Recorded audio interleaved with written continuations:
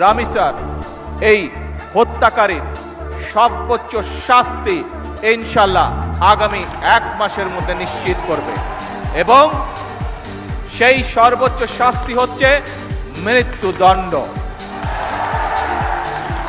ঢাকার মিরপুরে একটি নিষ্পাপ মেয়ের নির্মম মৃত্যুর মাধ্যমে মানুষের মানবিক মূল্যবোধের চূড়ান্ত অবক্ষয়ের চূড়ান্ত প্রমাণ মিলেছে।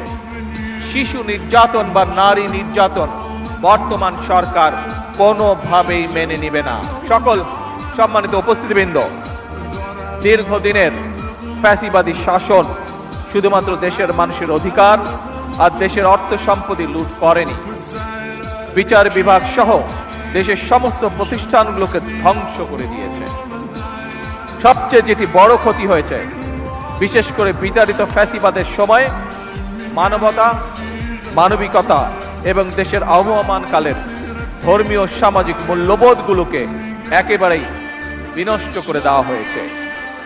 ঢাকার মিরপুরে একটি নিষ্পাপ মেয়ের নির্মম মৃত্যুর মাধ্যমে মানুষের মানবিক মূল্যবোধের চূড়ান্ত অবক্ষয়ের চূড়ান্ত প্রমাণ মিলেছে। প্রিয় উপস্থিতিবৃন্দ, প্রিয় ভাই বোনেরা, এ বিষয়ে একটি কথা আজকের এই অনুষ্ঠানে আমি পরিষ্কারভাবে আপনাদের সামনে তুলে ধরতে চাই।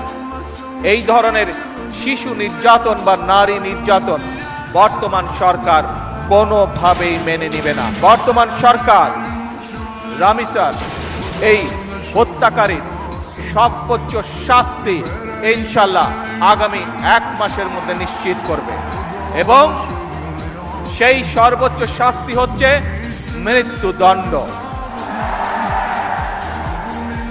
যাতে করে ভবিষ্যতে আর কোনো ব্যক্তি মানুষ এইভাবে শিশু বা নারী নির্যাতন করার সাহস না পায়।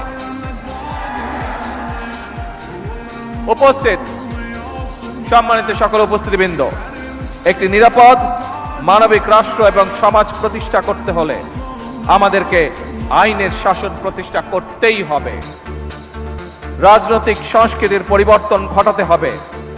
একই সঙ্গে আমাদের জাতীয় জীবনে পুনরায় বাংলাদেশের আবহমানকালের ধর্মীয়, সামাজিক, সাংস্কৃতিক মূল্যবোধের পুনর্জীবন ঘটাতে হবে। এক্ষেত্রেও কবি কাজী নজরুল ইসলামের জীবন এবং কর্ম আমাদের জন্য প্রাসঙ্গিক।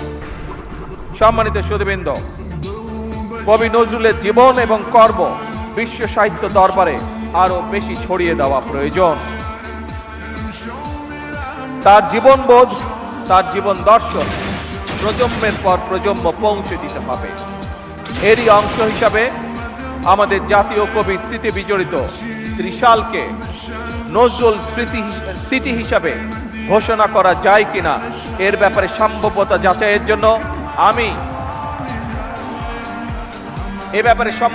যাচাইয়ের জন্য আমি সংস্কৃতি মন্ত্রণালয় এবং পর্যটন বিভাগের প্রতি আহ্বান জানাবো।